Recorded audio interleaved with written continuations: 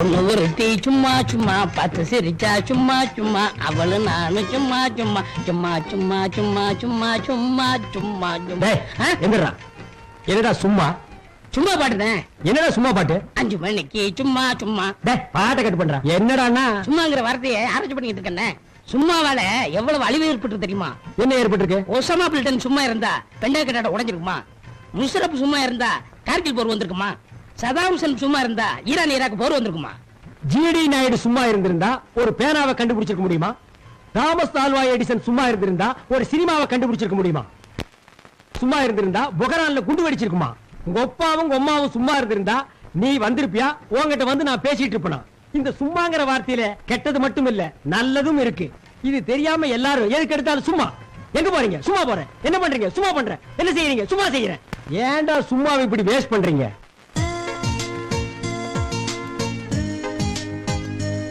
இப்போ ஒரு 5 நிமிஷத்துல வந்துருவா. நீங்க ஸ்வீட் சாப்பிடுங்க. பொண்ணு வருதுன்னு 1/2 மணி நேரமா சொல்றீங்க. இன்னுமா மேக்கப் நடக்குது? வரட்டும். இந்த ஐஸ்வர்யா ராய், சுஷ்மிதா சென்லாம் உலக அழகி ஆனதுக்கு அப்புறம் நம்ம நாட்டு பொண்ணுங்க மேக்கப் போறதுக்கு அதிகமாவே டைம் எடுத்துக்கிறாங்க.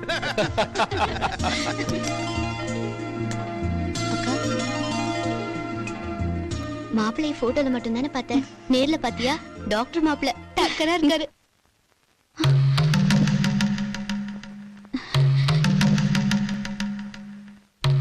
அப்பா என்னாச்சு? மாப்பிள்ளை எங்க? என்னமா அது? இவர்தான் மாப்பிள்ளை. போட்டோல ஒருத்தரை காட்டிட்டு நிச்சயத்துக்கு வேற ஒருத்தரை கூட்டிட்டு வந்திருக்கீங்க. காயத்ரி, என்னமா சொல்ற? உன்னை பொண்ணு பார்க்க வந்தது இவர்தாம்மா. நாங்க மாப்பிள்ளை ஒத்துக்கிறது இவர்தான். ஆனா நான் போட்டோல பார்த்தது இவர் இல்லப்பா, வேற ஒருத்தரை. என்னடி குழப்பற? உனக்கு பைத்தியமா? எனக்கு ஒண்ணும் பைத்தியம் இல்லம்மா, உங்க எல்லாருக்கும் தான் பைத்தியம். இருங்க. என்ன உங்க பொண்ணு உங்களை பைத்தியன்றதும் நீங்க அவளை பைத்தியன்றதும் என்ன எல்லாரும் சேர்ந்து எங்களை பைத்தியமாக்கலான்னு பாக்குறீங்களா? இப்போ யார பைத்தியமாக்குற நேரம் இல்ல, தட்டு மாத்துற நேரம்.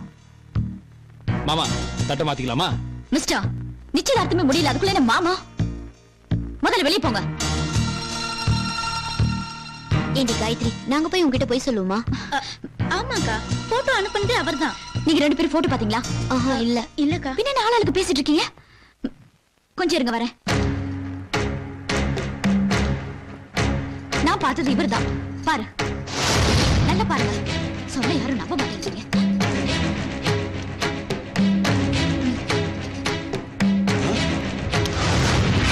ஓ, இவரா? தெரியல.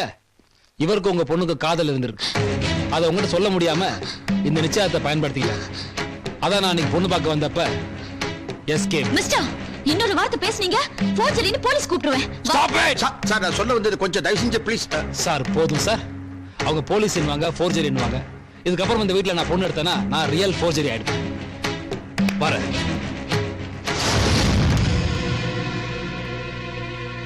சீக்கிரம் பாக்குறவன. உன் மனசுல என்ன நினைச்சிட்டு இருக்க? எவ்வளவு பெரிய டாக்டர் அவரு? வந்த மாப்பிள்ளை அவர் அப்படி அமைச்சிருக்க. இனிமே உன்னை எவன் கட்டிக்குவா?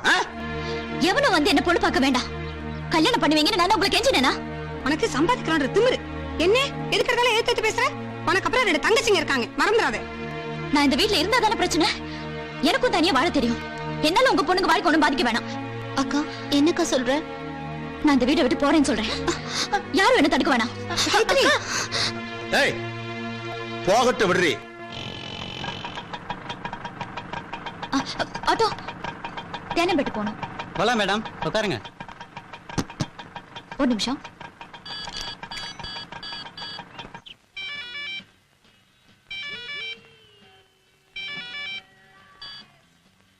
ஹலோ ராணி, நான் காயத்ரி பேசுறேன். நீ எங்க இருக்க? நான் மதுரையில இருக்கேன்டி. மதுரையா? நீ எப்ப போன? என்கிட்ட சொல்லவே இல்ல. ஒரு டான்ஸ் ப்ரோக்ராம் நேத்து தான் புக் ஆச்சு. அதான் அர்ஜென்ட்டா கிளம்பி வந்துட்டேன். ஏன், என்ன விஷயம்? அது ஒண்ணு இல்லடி, வீட்ல ஒரு சின்ன பிரச்சனை. சண்டை போட்டு வெளியே வந்துட்டேன்.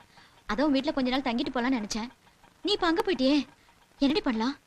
ஏய், கல்யாணம் ஏற்பாடு பண்றாங்கன்னு சொன்ன, அதுக்குள்ள என்னடி வீட்ல பிரச்சனை? நீ நேர்ல வா, எல்லாம் உன்கிட்ட சொல்றேன். சரி காயத்ரி, நான் ஒரு 4-5 நாள்ல வந்துருவேன். நீ வேணா என் வீட்ல போய் தங்கிக்கோ. வேலைக்காரி கிட்ட போன் பண்ணி சொல்லிடுறேன்.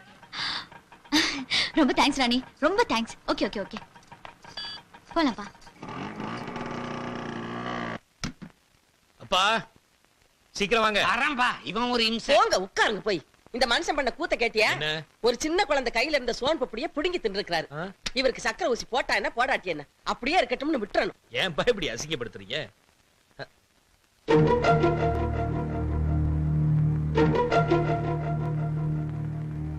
இந்த மருந்து யார் வாங்குனது? ஏப்பா மார்க்கெட்டுக்கு போகும்போது நான் தான் வாங்கிட்டு வந்தேன். எந்த கடையில வாங்குன? நம்ம கோயிலுக்கு பக்கத்துல இருக்க கோவிந்தசாமி மெடிக்கல்லப்பா. பார்த்து வாங்க கூடாதா? ஏப்பா என்னாச்சு? இது எக்ஸ்பைரி ஆயிடுச்சுமா. ஆ? போன வருஷமே காலாவதியான மருந்துமா. ஐயோ, இத நான் அப்பாவுக்கு போட்டுனேன். இந்த வருஷம் நான் காலாவதி ஆயிருப்பேன். வாயில நல்ல வார்த்தையே வராதா? இன்னைக்கு நான் வேலைக்கு போகலனாலும் பரவாயில்ல, அந்த மருந்து கடைக்காரன் உண்டு இல்ல எப்பா எப்பா எப்பா சிவராமா, ஐயோ மறுபடியும் கன்சியூமர் கோர்ட்டுக்கு போறானே, என்ன ஆகுமோ? கோவிந்தசாமி மெடிக்கல்ஸ் இதோட கோவிந்தா. திரு சிவராமகிருஷ்ணன் அவர்கள் தனது தந்தைக்கு வாங்கிய இன்சுலின் மருந்து காலாவதியான பழைய மருந்து என்பதை தகுந்த ஆதாரங்களோடு நிரூபித்துள்ளார். அங்கு சோதனை செய்ததில் இன்சுலின் மருந்து மட்டும் அல்லாது மற்றும் பல மாத்திரை மருந்துகள் எக்ஸ்பைரி ஆகி இருந்தது என்பது கண்டுபிடிக்கப்பட்டுள்ளது. ஆகவே கோவிந்தசாமி மெடிக்கல் ஷாப்பின் லைசன்ஸ் ரத்து செய்யப்படுகிறது.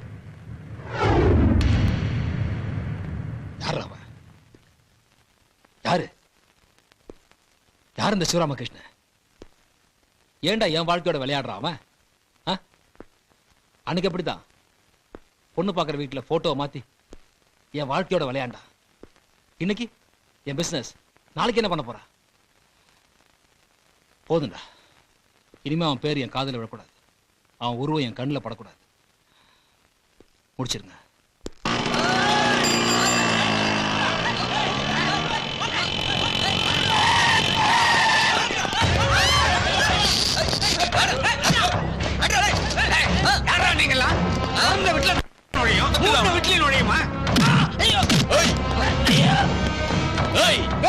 யாரா நீங்க? எல்லாரும் வெளியில போங்க. எங்கடி உன் புள்ள சிவராம? எதுக்கு சிவராம? முதல்ல வெளியில போங்க. என்னது? அம்மா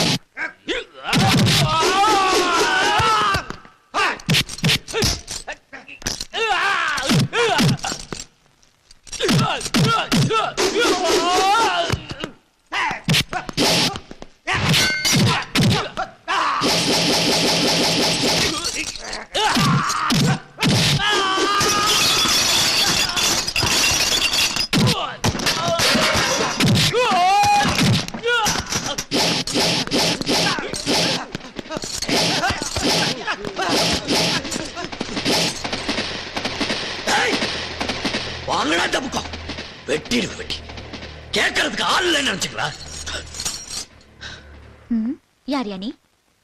சிரிப்பா பாரு, கண்ணத்துல குழி வேற. முன்ன பின்ன தெரியாம ஒரு போட்டோவை அனுப்பிச்சு என் ஃபேமிலில இருந்து என்ன பிரிச்சுட்டேல. இரு இரு, இதே போட்டோவை பேப்பர்ல போட்டு உனக்கு பைத்தியம் சொல்லி உன்னை என்ன பாடுபடுத்துறேன் பாரு.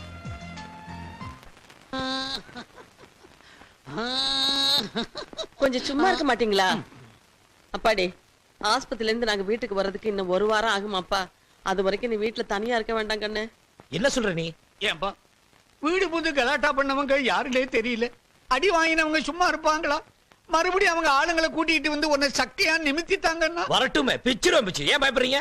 பயப்படலப்பா, ஒரு தற்காப்புக்காக சொன்னேன். இங்க பாருப்பா, உனக்கு ஏதாவது ஒண்ணுன்னா நாங்க உயிரோடவே இருக்க மாட்டோம்.